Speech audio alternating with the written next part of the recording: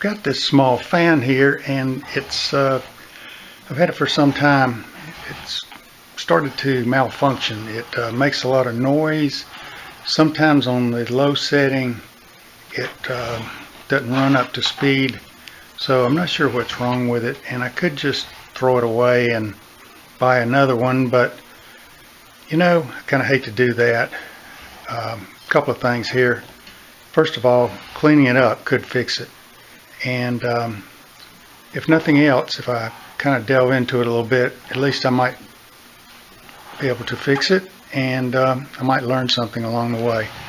I really hate to just toss things in the trash and buy a new one for a couple of different reasons.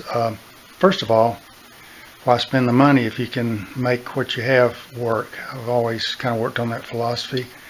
The other thing is, I'd rather reuse it than just add something else to the trash pile.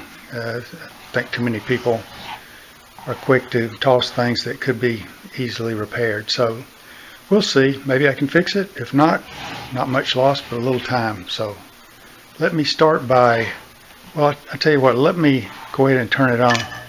Give you a demonstration of what it's doing. You can hear it's noisy, and that's on the lowest setting.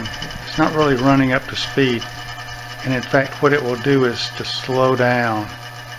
So I don't know if there's a capacitor in there or something that's malfunctioned, but it should be running faster and more steadily and less noisy even at that speed. So like I said, it may just be completely worn out, but see, it's getting slower and slower, and that's the slowest speed. That's not the way it's supposed to work. So let me take the cover apart, take the cover off, and start to look inside of it and see what's going on.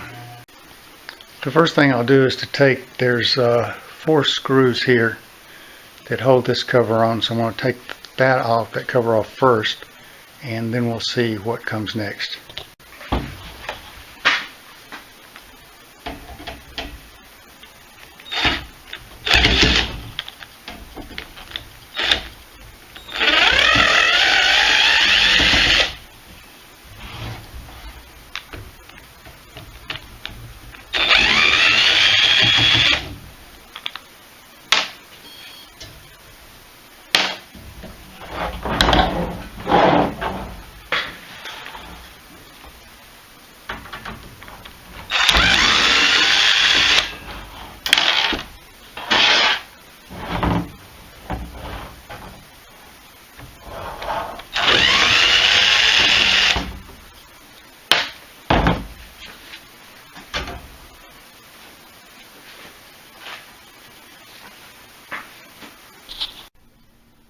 Full of dust. You can see it's got a lot of dust collected in there, and I can see back here there's a switch for the control. It's on the back here. It controls the speed of the fan, and then down here I see what I think is a capacitor that is used in the help the electric motor start. So the first thing I'm going to do is to clean some of this dust out and see if I can figure out how to take this apart a little bit more. Okay, so after getting it cleaned up a little bit, I turn it on one more time. Just take a look at it, and what happens is on the low setting it just goes slower and slower, and it finally stops. So now that I got the cover off, I can see better inside of here. And I don't know how well you're going to be able to see it, but there are some things stamped on top of the motor here, and what it says is the red wire right here is the low speed, the blue wire is the medium speed, and I don't have the light very good on that, and the black is the high speed. I'm blocking the light for some reason. I can't get it right there. That's better. So the red is the low, the blue is the medium, and the black is the high. And so the black thing here is the switch that is controlled on the back here that you turn to different speeds, off, low, medium, and high. And also there is what I'm sure is a capacitor right down here that is supposed to be 3 microfarads. So what I'm going to try to do next is to get to those leads on that capacitor and measure them with my capacitor meter and see if that capacitor is still up to specs. Okay, I was able to get to the terminals on that capacitor and put my capacitor meter, attach it to it, and it reads about 1.42726 microfarads. So, you know, I'm kind of leaning towards maybe that's the problem, but at the same time the motor still has attachment to the capacitor. It would be better if I had the capacitor, had these leads disconnected from the motor and making this test. So I'm going to see if there's a way I can remove at least one of these leads to the capacitor to test it further.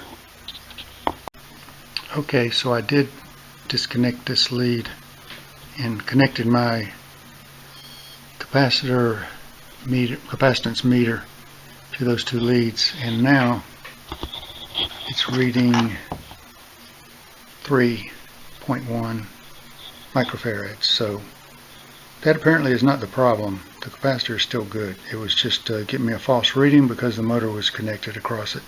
So maybe it's the motor. I will check further. Okay, the capacitor checks out, so I reattached the capacitor and insulated the leads. And now what I'm going to do, probably what I should have done to start with after I cleaned it, I'm going to try a little 3-in-1 oil in the axle point here, and that might be the only, maybe I can get to it a little bit there too.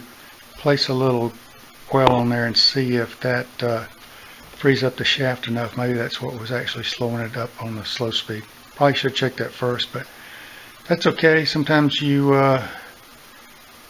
make a kind of a wrong turn and make it a little harder than it is, so we'll see.